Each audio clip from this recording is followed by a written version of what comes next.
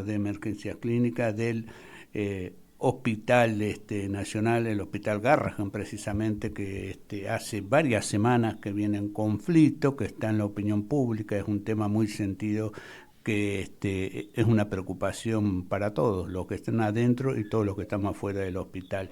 Hola, buenas tardes, Pedro, te saluda Emilio desde acá de La Matanza, de la FM 102.7 Radio Arraigo. ¿Cómo estás? Hola Emilio, ¿cómo estás? Buen día, bueno, acá trabajando en el hospital, un nuevo día. Bueno, gracias, se te escucha bien, Pedro, así que gracias, pudimos resolver esta situación que parecía que había bajo audición. Bueno, gracias por la comunicación que estás trabajando ahí entonces en el hospital, en la trinchera.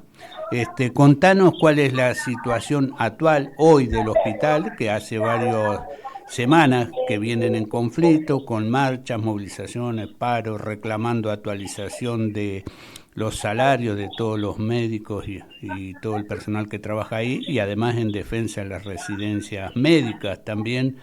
Contanos hoy cuál es la situación actual. Bueno, la situación es la misma en cuanto a las problemáticas que venimos manifestando ya hace meses, un poco peor, pero bueno, siguen pasando los días y en la medida que la problemática sigue corriendo el tiempo, se agrava, ¿no? Por el mismo paso del tiempo. O sea, cada vez son más los especialistas que dejan el hospital en distintas áreas, cada vez más la sobrecarga para el personal que está trabajando. Bueno, las residencias médicas tampoco ha tenido un retroceso, con lo cual, bueno, estamos viendo con cierta incertidumbre a ver cuántos son los que eligen el hospital como opción para este año, que por otra parte son la garantía de funcionamiento del hospital a futuro. Así que bueno, estamos preocupados por el presente, preocupados por el futuro, ¿no? Esa es un poquito la situación actual. Muy preocupados, sería. Pedro, vos decías que se han ido profesionales por esta situación que vive el hospital, este abandono y estos ataques, además de parte del gobierno nacional, porque no es solo abandono en cuanto a recursos, sino ataques como ha habido con calificativos de ñoque, etcétera. ¿Qué tanto profesionales que han desertado en este periodo del hospital? Bueno, es un tema, digamos, que yo ya lo íbamos manifestando, son más de 200 renuncias del año pasado, que dicho así es mucho, pero bueno, lógicamente uno tiene que también comparar con las renuncias en otros años. Y la realidad es que no son solo las renuncias, sino que también son los cargos por jubilación que no se reponen, la falta de ingresantes, o sea, que decir, el plan del gobierno es bastante astuto. Entonces, no, si bien hay muchas renuncias y las ha habido con creces, hay mucha gente que se toma licencia sin goce de sueldo para buscar otro trabajo, ya digo, cargos por jubilaciones que no se reponen, concursos en los que no tenés postulantes. Entonces son muchas maneras por las cuales el hospital se va vaciando de su recurso humano, ¿no? Claro. Solamente la última que diría, las últimas semanas, el hospital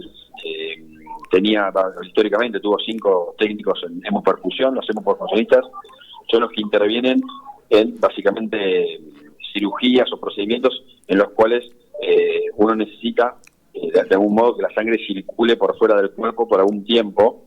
Son procedimientos que tienen que sean las cirugías cardiovasculares, en los trasplantes, ¿sí? En algunos pacientes de terapia intensiva, y de los 5 que hubo históricamente, ahora quedan 3. El último renunció la semana pasada. O sea que esto quiere decir, solamente por nombrarte un tema, ¿no? Que tiene que ver mucho con la complejidad del hospital. Esto sigue pasando diariamente, diría semanalmente, hay 1 o 2 renuncias en distintas áreas. Claro. Y decime en qué medida toda esta renuncia de más de 200 profesionales, como decir, ese goteo diario en distintas áreas, afecta a los servicios del hospital y a los pacientes, un hospital que atiende de todo el país, ¿no? Que tiene una entidad nacional, ¿no? En pediatría. Sí, claro, sí. Aparte es parte de la red pediátrica nacional, donde llegan todas las provincias. Bueno, y lógicamente afecta en la demora de las cirugías que se reprograman, en la demora en los turnos, porque bueno, obviamente si hay menos gente para hacer un mismo trabajo, y el trabajo se pretende hacer bien, lógicamente se van dilatando los tiempos, ¿no? Entonces primero hay prestaciones que ya no se hacen, porque no tenemos por ejemplo, el cirujano de mano no hay disponible. En el hospital yo corrí en el hospital los martes y tuve que rechazar hace 2 semanas una derivación, un niño que le había agarrado la mano a una amasadora de pan, y no lo puedo aceptar porque acá no hay cirujano de mano, o sea, no se contrató. El microscopio que opera retina está fuera de funcionamiento hace meses. ¿sí? Ahora tenemos problemas con la máquina que prepara las nutriciones parenterales, que son las nutriciones que se dan por vía endovenosa a los pacientes. O sea, son cosas que se dejan de hacer, básicamente por falta de mantenimiento de la infraestructura o porque el personal no da abasto. Claro. Decime, el reclamo central es la actualización de los salarios del conjunto de quienes trabajan ahí, pero también hay otros reclamos de recursos, porque también está en particular lo de las residencias médicas, que la política del Ministerio de Lugón y del gobierno es eliminarlas, ¿no? Eliminar como relación laboral, como contrato. Claro, sí, la idea del Ministerio es pasarla a becas, que pasan a depender del hospital, en vez de lo que fueron de los 80 años del sistema de residencia, que son trabajadores contratados por el Ministerio y que cumplen su labor en el hospital. Pero sí, nuestro reclamo sí es presupuestario y salarial, digamos, ¿no? Básicamente.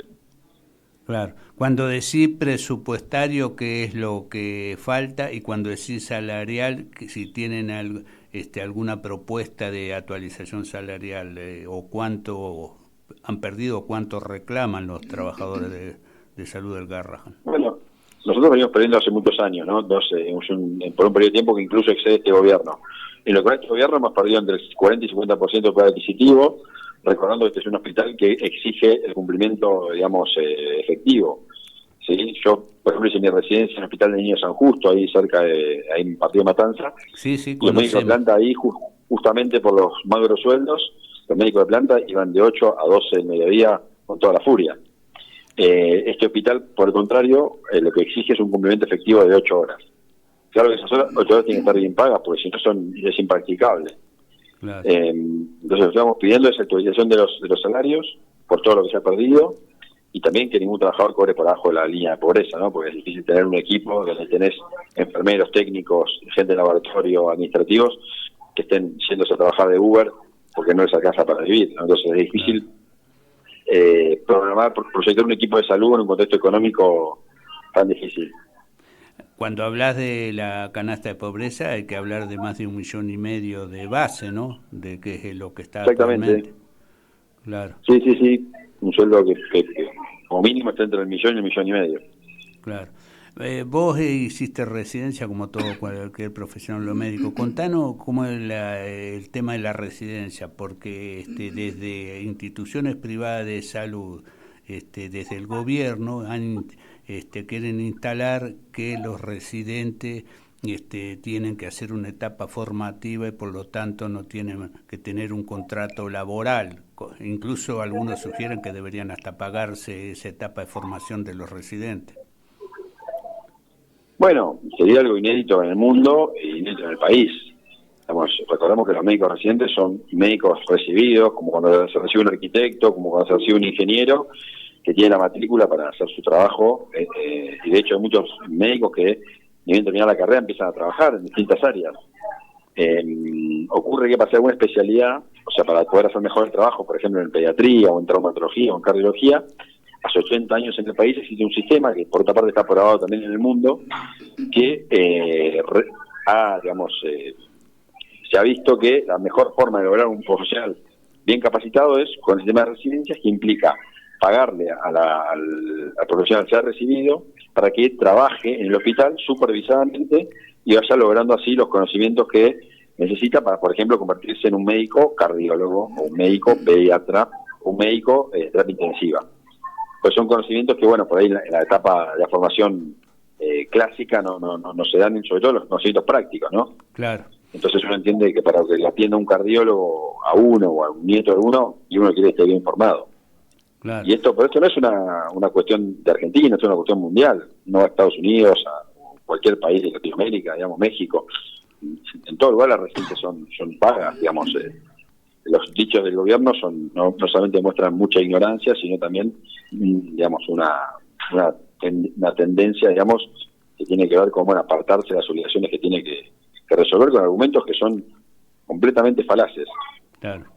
Quiere decir que, claro, si egresás de la universidad, tenés el título, sos ya un profesional formado, lo único que es una especialización, estás capacitado para atender pacientes y para tener una tarea dentro de cualquier centro de salud, ¿no? Seguro, seguro, sí, con esto lo que vamos a hacer es que obviamente es imposible que una persona que estudió 8 años, como mínimo 9 años, esto es casi a los 30 años, tenga que pagar aparte cómo seguir la formación. O sea, es imposible, es inviable, ¿no? Que una persona que pudo terminar su universidad con esfuerzo, por ahí con la colaboración de algún familiar o con algún trabajo temporal, tenga que seguir trabajando para formarse, porque lo que vamos a lograr es que no haya más especialistas, ¿no? O sea, que la gente se sube a una ambulancia y empieza a trabajar sin formación, con lo cual deterioramos toda la calidad. Pero lo que más llama la atención es que esto es un delirio del gobierno que no tiene ningún fundamento en las sociedades científicas, que al momento son las que más importantes en el país, de toda la sociedad, Sociedad Argentina de Pediatría, la Academia de Medicina, no hay ninguna organización que se precie, que le vea esto algún viso de razonabilidad. Es un pensamiento directamente de un delirante. Claro.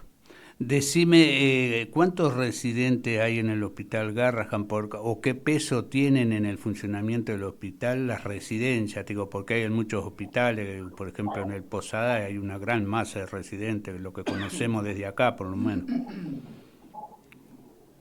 Sí, yo no estoy en la parte de docencia, puedo no tener números exactos, pero son más o menos aproximadamente de 40 residentes que entran por año y que sostienen el hospital en muchos momentos, sobre todo en el funcionamiento de la guardia, en distintas áreas. El residente acá trabaja, se forma trabajando, por otra parte es un trabajador indispensable para todo el funcionamiento del hospital. Claro. Estuvo el jueves extraordinaria movilización con el paro nacional y marcha de Congreso a Plaza de Mayo, que además de ustedes fue en defensa de la salud y la residencia, marcharon organizaciones sociales, incluso gremios y sindicatos. Fue muy grande porque el pueblo siente el tema de la salud y en particular del Garrahan. ¿Tuvieron alguna respuesta? ¿Han tenido alguna convocatoria, algo para sentarse a conversar, alguna mesa con el Ministerio o el Gobierno Nacional? No, ninguna. Yo creo que ese mismo día lo que se escuchó es como que la culpa en realidad del Garrahan es un tema de eficiencia y que en realidad se está ordenando las cuestiones relacionadas a los servicios que el hospital contrata como tercerizados de limpieza, que hay irregularidades. Todas cuestiones que realmente no tienen que ver con el problema. El problema que está haciendo la gente por los malos salarios.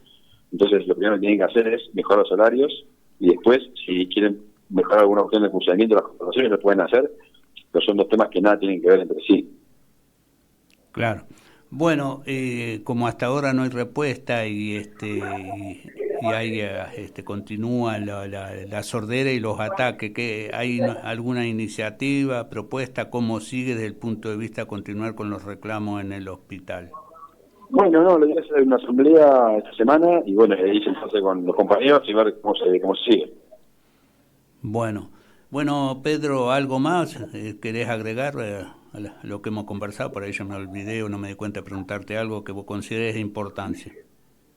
No, creo que barrimos los temas más importantes. Agradecer a toda la gente que se movilizó o estuvo atento ese día, el mes pasado. Antes se logró mucho apoyo social, que lo seguimos necesitando. Agradecer a vos por el espacio. Estamos disponibles para cualquier comunicación futura. Bueno, gracias, te mando un abrazo. Buenas tardes, Pedro Núñez, médico pediátrico del Hospital Nacional Garrahan. Gracias y buenas tardes.